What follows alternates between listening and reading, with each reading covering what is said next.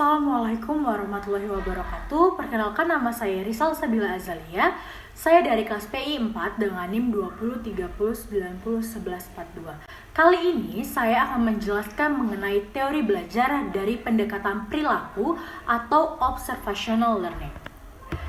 Teori belajar sosial atau disebut juga teori observational learning adalah sebuah teori belajar yang relatif masih baru dibandingkan dengan teori-teori belajar lainnya.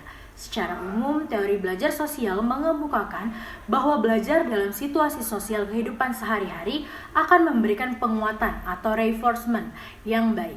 Penguatan tersebut hadir karena individu yang belajar mampu mengamati berbagai macam model seperti model-model di dalam keluarga sendiri, teman-teman sejawat, televisi, atau selebriti. Semua situasi sosial atau pergaulan tersebut berpengaruh penting terhadap belajar.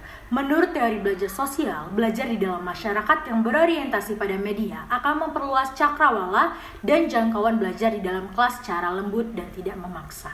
Hal itu karena situasi sosial sehari-hari tersebut tidak seperti sekolah atau institusi belajar lain yang lingkungannya memang dirancang untuk belajar. Teori-teori belajar. Yang pertama ada teori Pavlov. Pavlov menyampaikan bahwa perilaku dapat berubah dengan adanya suatu proses pembiasaan, timbul dengan interaksi antara stimulus dan respon. Hal tersebut ditandai berdasarkan penemuannya mengenai pengondisian klasik atau classical conditioning, yaitu suatu percobaan melalui binatang, yaitu binatang anjing diberikan stimulus bersyarat yang merupakan perangsang asli dan netral. Perangsang ini dilakukan secara berulang-ulang sehingga memunculkan reaksi yang diinginkan. Contoh, penelitiannya mengenai pengondisian klasik ini dapat dilihat berikut.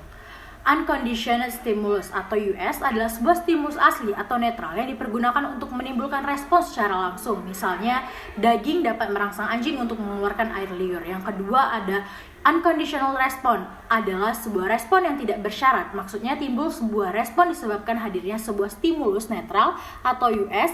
Misalnya, air liur anjing keluar karena adanya daging.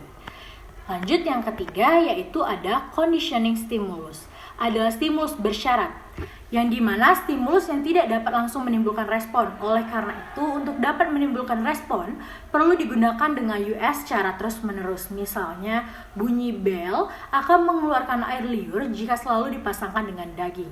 Dan yang terakhir ada conditioning respon.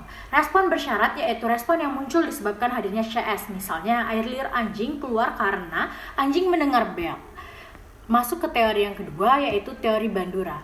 Menurut Sri Suartini 2016, kepribadian yang dikemukakan oleh Bandura terdiri dari 4 aspek, yaitu sistem self atau self system, regulasi diri, efikasi diri, dan efikasi kolektif. Yang pertama, sistem self. Bandura meyakini pengaruh yang timbul oleh self sebagai salah satu determinan tingkah laku yang tidak dapat dihilangkan tanpa membahayakan penjelasan dan kekuatan prediksi. Sistem self juga yang dimaksud yaitu struktur kognitif yang memberikan pedoman, mekanisme, dan seperangkat fungsi. Persepsi, evaluasi, dan pengaturan tingkah laku. Fungsi psikologi dalam diri individu tersebut disebut oleh Bandura sebagai kondisi triadic reciprocal causation.